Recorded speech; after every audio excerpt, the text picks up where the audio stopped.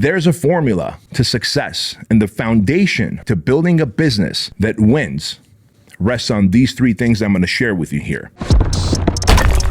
Welcome to the Bedros Keuilian Show. Hey, what's happening, friends? Bedros Keuilian here, and welcome to the Bedros Keuilian Show. We've got a really awesome show on the docket for you today.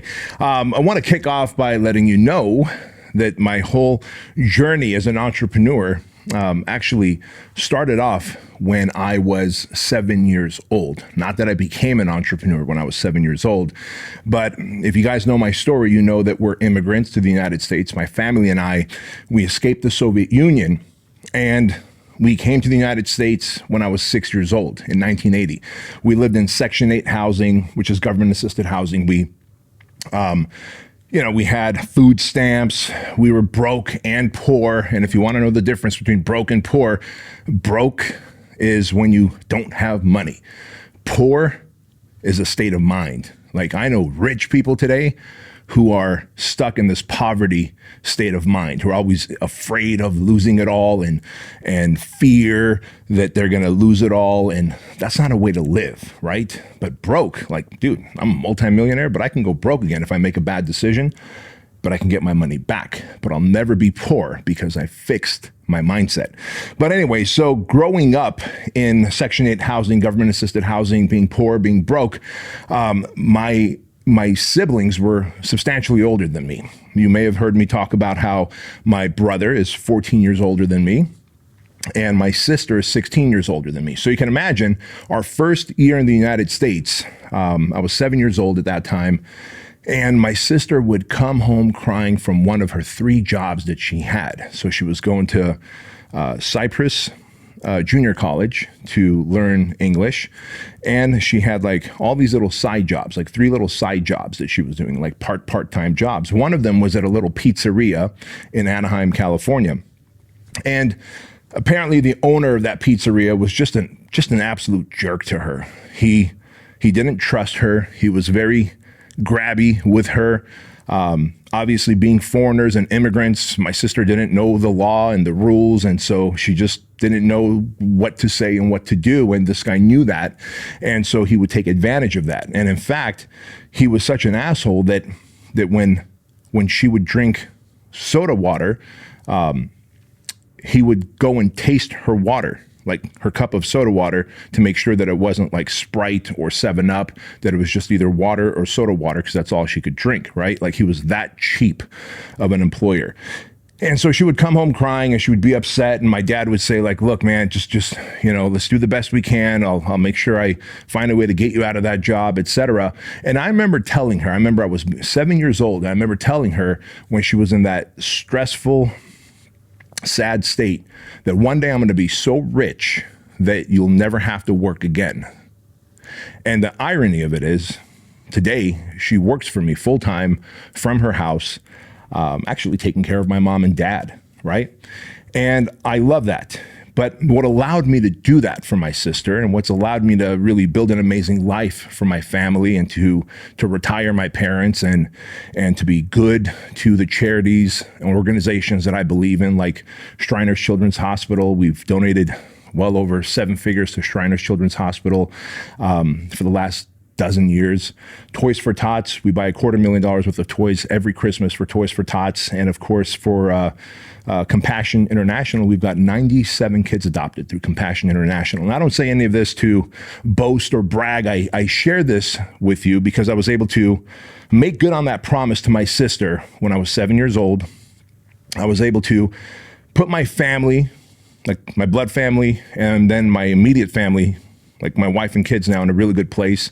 I think I take pretty good care of my team, and I give back to charities and causes that I believe in. And what's allowed me to do that is entrepreneurship.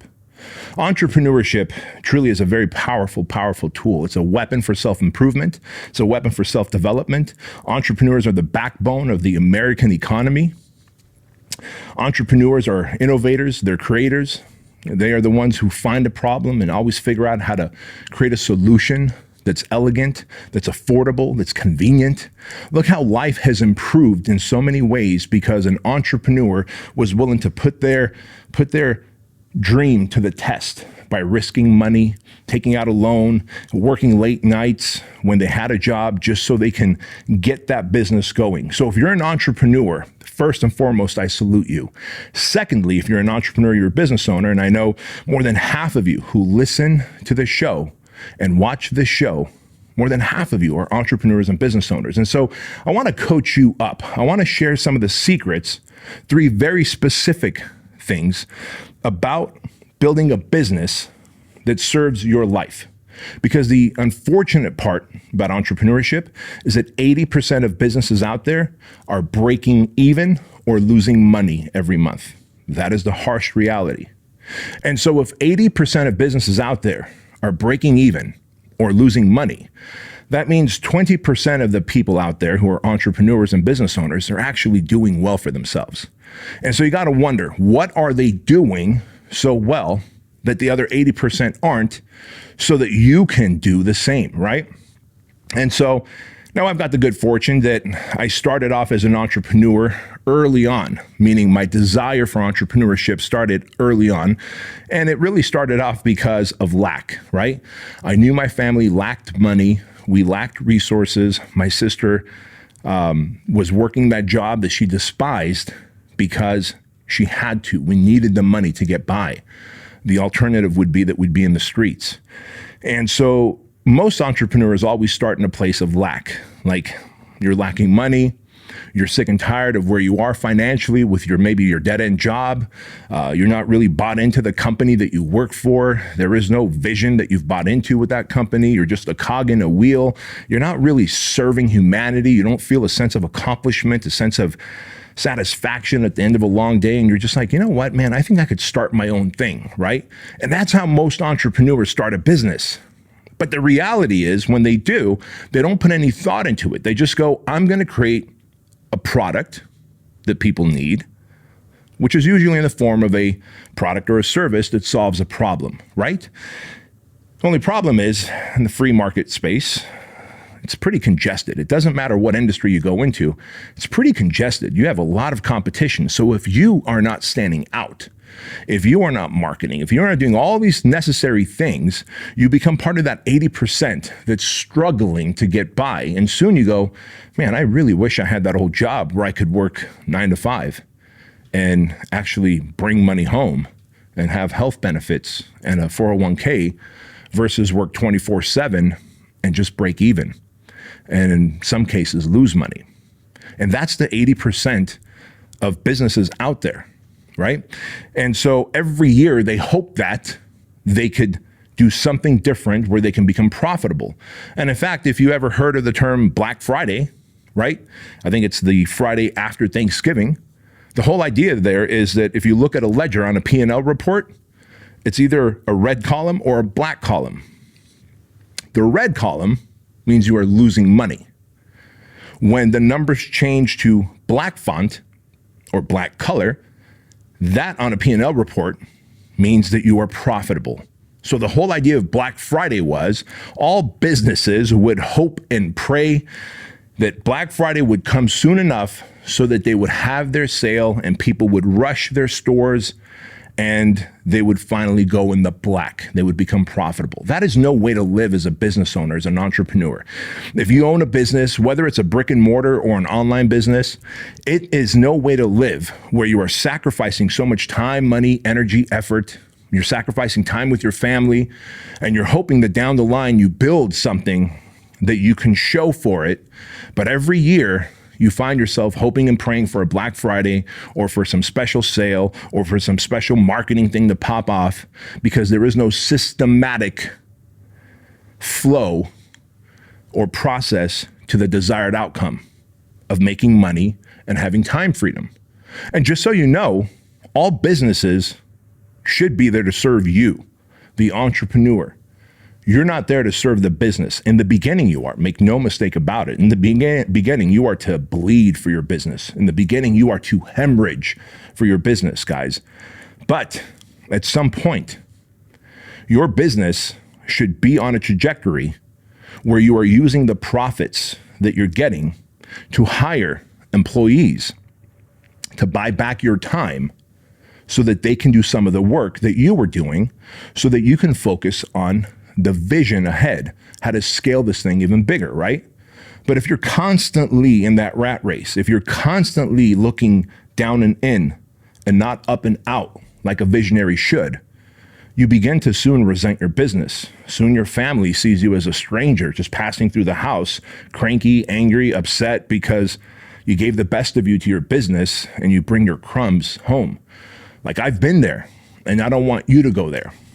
And so I've got the good fortune with all my companies that I've built that I can look back in hindsight now that I'm 48 years old and go, all right, how did we build this $200 million a year empire, right? How did we build it?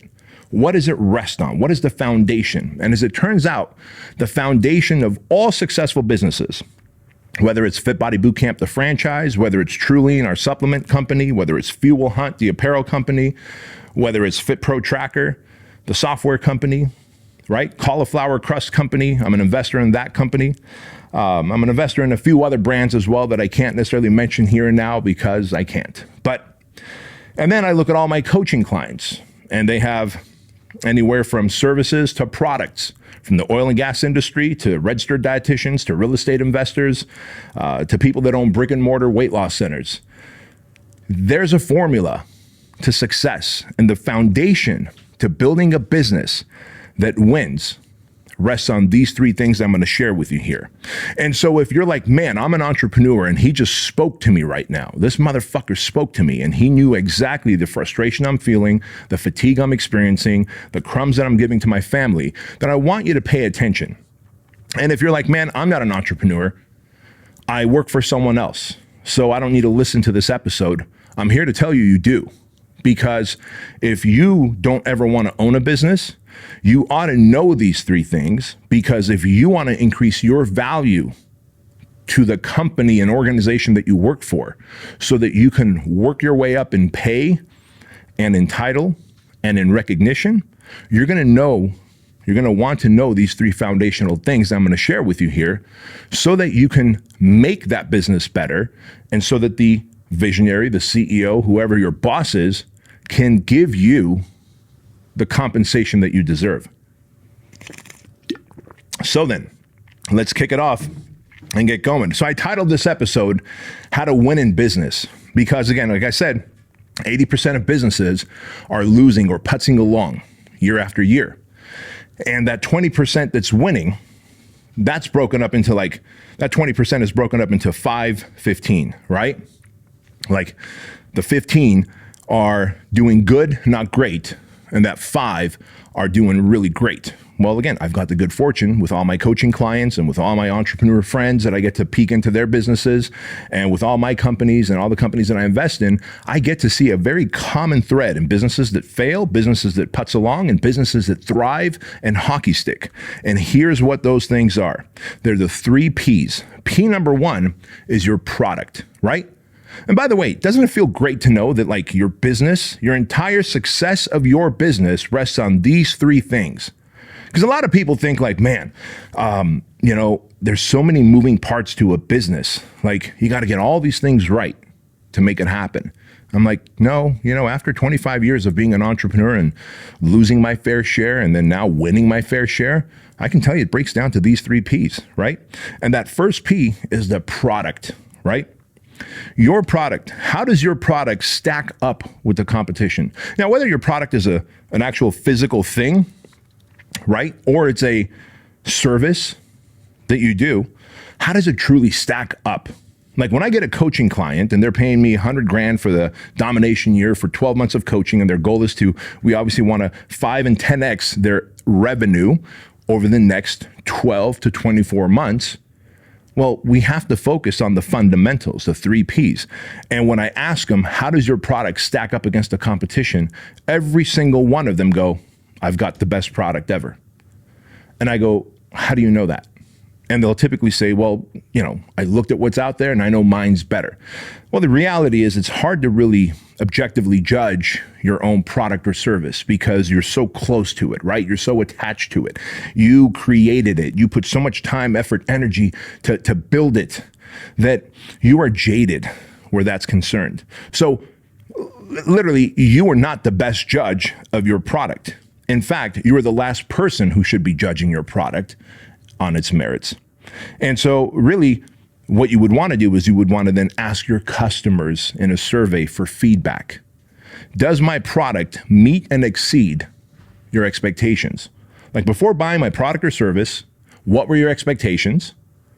And they might say, this was my expectation. Okay, well, once you bought it, does the product meet or exceed your expectations? And I'm here to tell you guys right now, guys, if the product just meets the expectations, if it's just good enough, you're not going to survive anymore. Those days are gone where good enough product is good enough. Now, if you are not exceptional, you will not survive because the world has gotten so small. Because of social media, the internet, we get to now shop anywhere in the world. So if there is a better product or service being offered, better than yours, even though I'm in your neighborhood, I'm in your town, but there's a better product or service being offered on the other side of the world, I can access it through this cool little device, my phone, right? And so you have to be so good at it, at that product or service. You have to have such great mastery of understanding your customers and clients' fears, frustrations, and desires to be able to satisfy their fears, frustrations, and desires, to be able to create a product or a service that is so convenient, so affordable, so easy to access, to use, so instinctive. Think about the iPhone.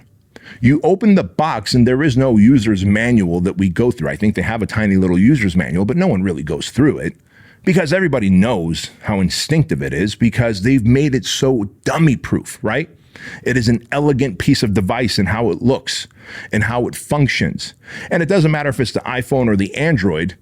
My point here is that they made the flip phones and the old analog style phones obsolete because they went to such a high level by combining the internet, the telephone, the camera, the PDA, right?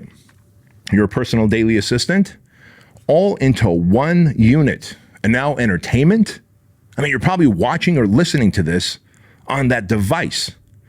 And so if your product does not stack up to the competition, if you are actually surveying your customers and you're asking them if my product meets or exceeds expectations, that feedback might hurt you. We do those feedback surveys in this company for my big brands. And when we get the feedback, we don't go and then justify, well, it's user error, you're not using it right. We go, what can we do so that it's more instinctive for them to use the product right? What can we do to make it so intuitive for them to use my product or service right? Does that make sense to you? And so if you're able to do that, you will now get feedback that the product exceeds expectations. And only then do you have a solid product, right? And then also, how does your product differentiate? Right? So that product category breaks down into, does your product, how does it stack up against the competition? Does it meet or exceed the customer's expectations? Does it differentiate from all the other similar products that are out there that are competing against your product, right? Is it backed by social proof? Can you back how awesome your product is by social proof, testimonials, case studies, right? If not, then it's just you and your marketing organization talking about how awesome the product is, but that's what you're supposed to do. If you are the founder, you are the CEO, you are the leader of your brand, of course you're going to say great things about your product. You're not going to talk shit about your product. It is your job to say good things about your product. So the customers, the world, the leads out there know that it is your job to talk good about the product. So they immediately go deaf when you're talking.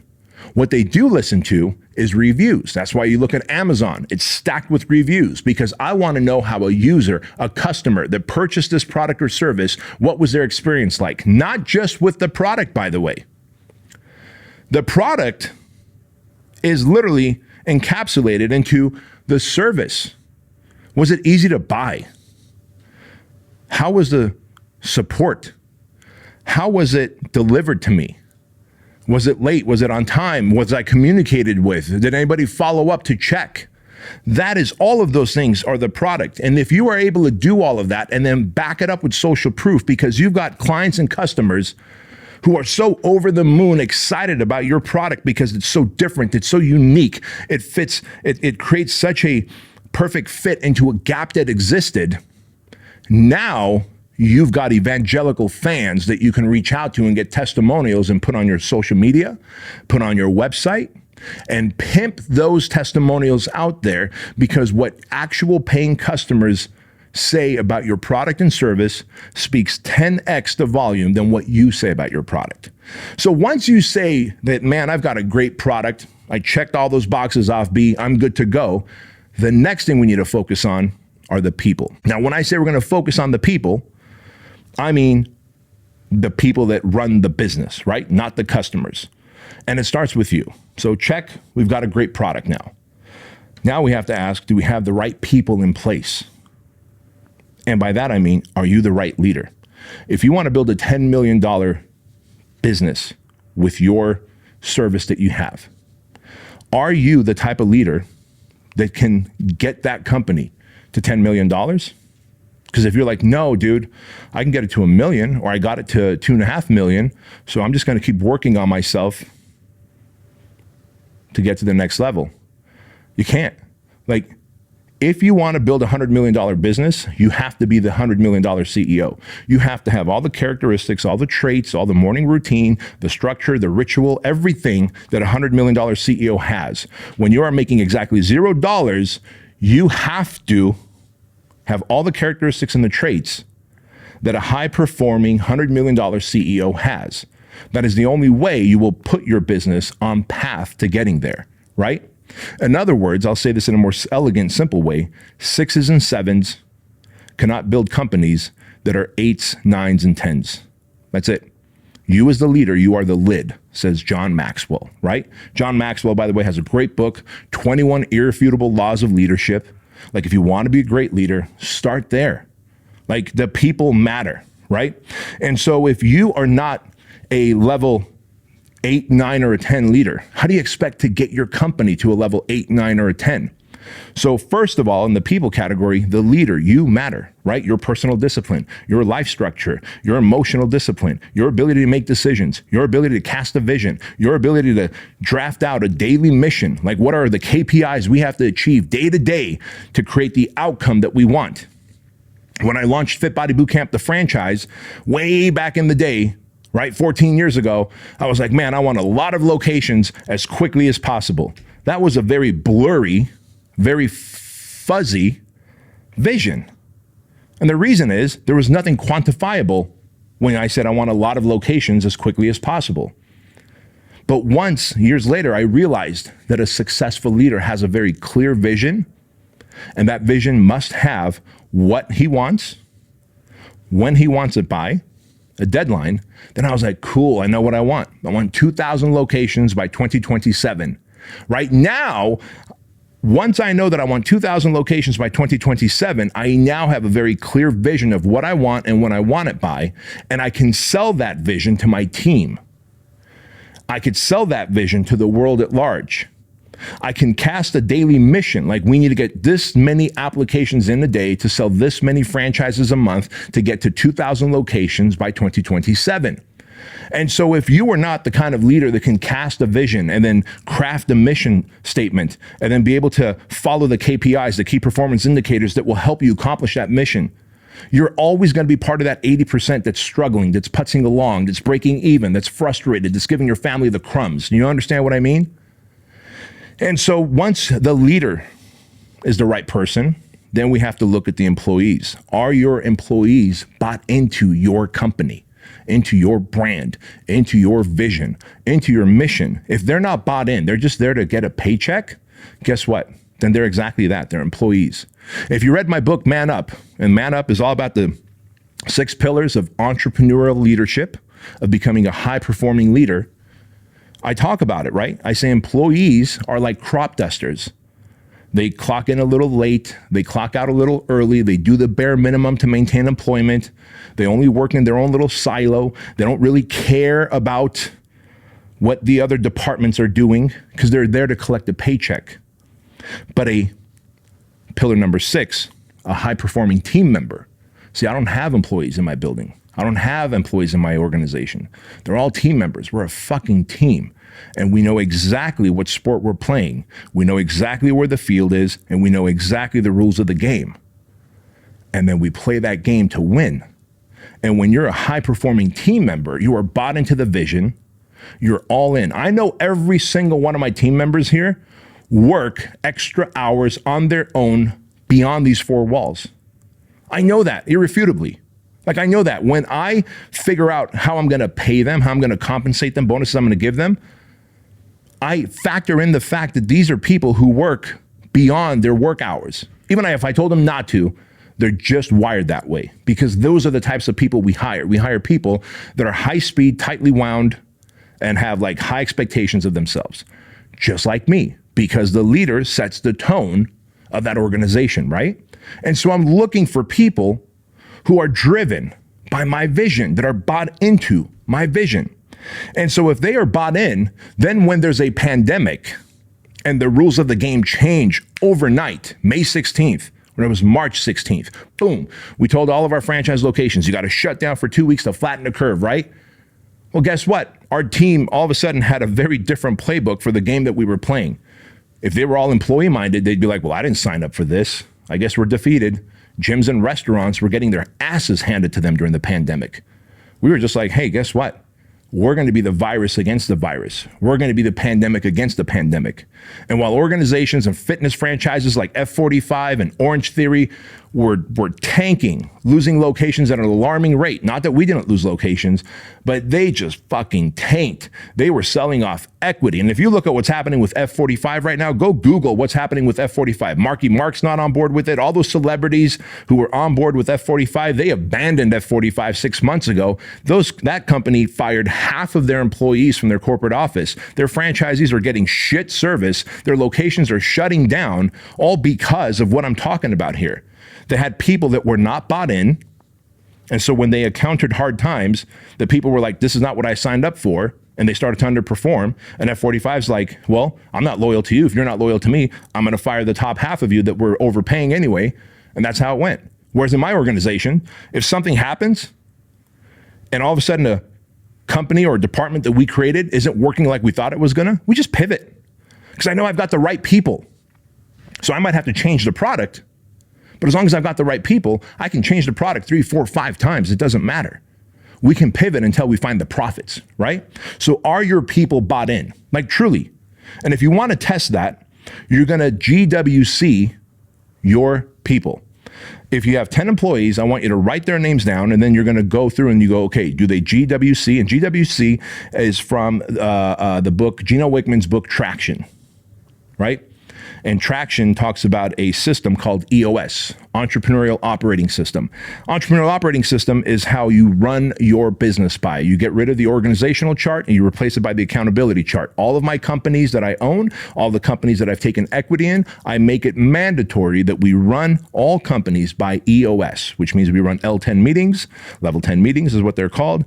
We have an accountability chart, not an organizational chart. Accountability chart says these are the eyeballs that I look into for accountability for this thing, whether it's marketing, sales, product quality, whatever, right? And so GWC filter is one of those terms from EOS. And GWC stands for, do they get it? Do they want it? Do they have the capacity to perform that role? Take any one of your employees right now, just start thinking of them, and ask yourself, does that person get my business? Do they get their role in my company? Like, truly. And it's only a yes or no. It's not a maybe. It's not a kinda. It's not a sorta. That's what I love about EOS. Everything's very black and white, very deliberate, right? Like, there's a formula to financial success. If you're like, how the fuck do people pay B $100,000 for a year of coaching? Because I have a predictable process to getting my coaching clients to massive profits as long as they act on the work that I give them, right? So you could never doubt me as a coach. When people don't sign up with me, it's because they have doubt in themselves. Do you understand that? When people don't get coaching from me, they have the money, but they don't want the coaching. It's because they doubt their work ethic. They don't doubt my track record because I have the irrefutable amount, undeniable amount of testimonials on all of my coaching pages, and I have the track record with all my businesses, right? And so I would venture to say that that person doesn't get it. They don't get the level of work that's required, and so they're like, man, I don't get it. I'm not going to pay this kind of money. I'm probably not going to take action. But then you look at all my coaching clients, they're all people I would hang out with, break bread with, because they're all tightly wound, high speed, set massive high expectations of themselves. Like, those are the types of people I want. And I know some of you watching this might be like, dude, I don't want to be like that guy. That doesn't even sound good. Cool, man. Don't be that person. That's all right. But if you are like, man, I feel I'm called for more. I feel I'm meant for greatness. I feel I'm willing to work 24/7 for a period of time to be able to then win massive lifestyle freedom. I'm telling you, this is the formula. And so take any one of your employees right now and just black and white, yes or no. Do they get your vision? Do they get their role in your organization? Do they get what winning looks like in your company? If that's a yes, good. If it's a no, they already have a demerit. And then you go the W. Do they want that role? Do they want the role and responsibility they have in your organization? Do they want that, right? Not like they said, yes, I'll take it because I don't want to hurt your feelings, boss. Like, are they like, hell yeah, I want it. I want to do that. Like, I wake up every morning wanting to do this work. Like, I wake up every fucking morning, guys, wanting to be the visionary of all these companies, wanting to take on all the fucking problems that the world is going to throw at me, all the different challenges that I have to work through, all the different things that I have to, meetings, calls, like text messages I have to send throughout the day to get this giant machine and our leadership teams and then their execution teams below them moving, rowing in the same direction. I fucking love it. I want that responsibility. I'm a big hell yes on that W. And if that employee is a W on the W, if they're a big yes, they want it, cool. Now you got a W and a W, you're good to go. And finally, do they have the capacity to do it? Because somebody might get it. They get the role. They get the vision of the business. They get it. They want it. They wake up, hell yeah, excited to do it. But do they have the capacity, the ability to actually do the work to its completion, to your satisfaction? And I'm talking to your like extreme satisfaction, not like, well, it's acceptable. I'm talking about extreme satisfaction. If your employees are a yes, yes, yes on the GWC, they get it, they want it, they have the capacity to execute, that employee is a keeper. And then you move on to your next employee and your next employee. And that is how you GWC filter your people. And if there's one no, then you have to go, look, here's what you need to improve on. If you don't, in 30 days, we part ways. And they might even say, I'm not even looking to improve on that. Here's my resignation. I've had people tell me that. In fact, Lauren is sitting in this room. We've got 1, 2, 3, 4 people in this room right now. Lauren is one of them. The day that you started with us, I did the third and final interview. I forget the guy's name and we don't need to even use his name, but there was some other guy who we were hiring on the same day. So I just did a double interview, right? And by the time they get to me, they've already talked to HR, they've already talked to the department head, and they have all the skills and traits, et cetera. I'm just doing one last sniff test. I want to see if I could sniff anything out. And Lauren and this other guy were like, hell yeah, hell yeah, hell yeah. Well, this other guy, within 2 weeks, wasn't it 2 weeks? He like walked right into HR and was like, I quit. This place moves way too quick. This is way too fast for me. Lauren, on the other hand, what's it been, 2 years? A year? 2 years. 2 years now, she now runs a company for me in 2 years, right? Worked her way from just being a marketer for Fit Body Bootcamp to now working her way up into running a company and having people that answer to her. Look at what happens when you have very specific types of qualities that you're looking for in an individual. You will repel the wrong person and you will hell yeah attract the right person. And that's exactly what you want. So you have to GWC filter all your people. Do your people have the commitment, the loyalty? Do they have your back? And then finally, the third set of people is your vendors. Make no mistake about it. Your vendors are also your people, right? Because you're like, well, I'm a great leader. I have great employees, but my vendors are always late with the product. Guess what? Your vendors are still part of your people. And that means the customer is getting shitty service. And that means your product or your business is subpar. And I told you, subpar businesses do not survive. Those days are gone. You have to be excellent or you're dead. That is how business works today. And so if your vendors are late, they're making a shitty product, the quality control is lousy, they can't meet deadlines, then you have to find a new vendor. And I'll give you a great example. Many years ago, here at Fit Body Bootcamp, our front desk management system was called Club Ready. We got into business with this organization called Club Ready. And Club Ready is a full-on POS, point of sale, front desk management for clients who walk into a Fit Body Bootcamp location anywhere in the world to check in and get their workouts on, right? Well, guess what happened? Club Ready says, yes, we are it, man. We are your ideal business partner. We got the software that you need to build your organization. And then guess what? Their servers kept having meltdowns. Their customer support was shit. Our franchisees were frustrated with them, and so they were frustrated with us here at headquarters, and we felt helpless. And so, Club Ready, who was a vendor, did not have the GWC factor, right? They had the W. They wanted our business. They certainly wanted a massive franchise to be their customer, but they didn't get how fucking committed we are to our franchisees, and they didn't have the capacity factor to deliver the results that we wanted. They just wanted our money. And so they were a two no's and a yes on the GWC filter. So we parted ways with them. As it turns out, we are now working with Fit Pro Tracker, and Fit Pro Tracker is a much better product. It is built exactly how we need it. When we want new additions done to that software, it is done quickly and timely. And it's done to the point where I was willing to then invest in it, right? And now I have skin in the game with that product. So in the people category, are you the leader? Are your people, your employees, team members that are bought in to the vision? And do they check off a yes on the GWC filter? Do they get it, want it, and have the capacity to perform at that level that you want? And then are your vendors on board with who you are and the vision that you've casted? If yes, then you move on to the third and final P, and that is the processes, right? Because it's a good product with good people and good processes. And the product is what we're selling. The people are the human resources that we have, and the people run the processes. Because think about this. You might have good processes and a good product, but if you have bad people, it's still going to be a shitty business, right? So the processes break down to like how the product is actually delivered, how it's communicated, the service that you give. Is it consistent everywhere, right? The marketing, like there's internal marketing, there's external marketing, there's online marketing, right?